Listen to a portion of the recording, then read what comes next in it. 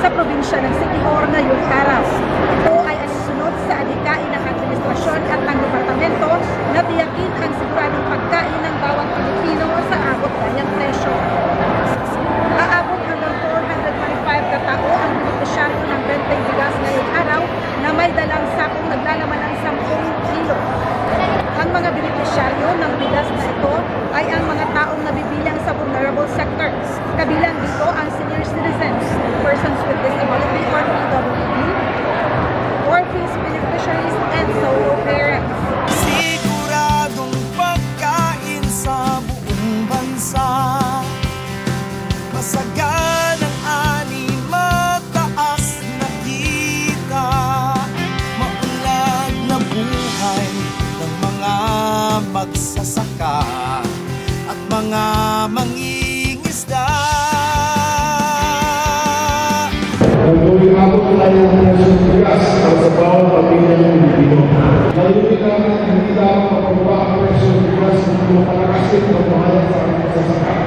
Mapaunlad ng mga presyo at masiguro ang food security sa ating bansa. Sa ito para ang hindi dapat consumer ang hindi naman kung nilipid tayo na ang ating magsasaka. Mga kababayan, ang P20 na kilo ng bigas ay hindi parang lang.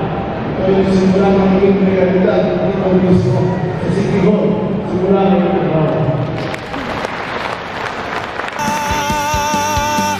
Siguradong pagkain sa buong bansa, masaganang Malipay kung sa abil ko ang pagkain ang kilo.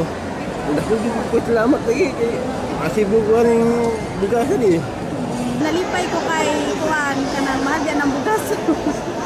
Kayo Kuan na nga tag 20 so makadagi mo ta makatipid ta nga barato pa.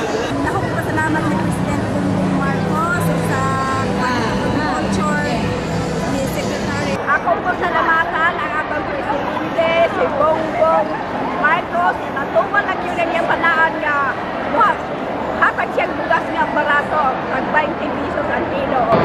Tuloy-tuloy na ho at i-accelerate pa natin ito pagdating ng 2026 ay nakahanda na tayo sa nationwide.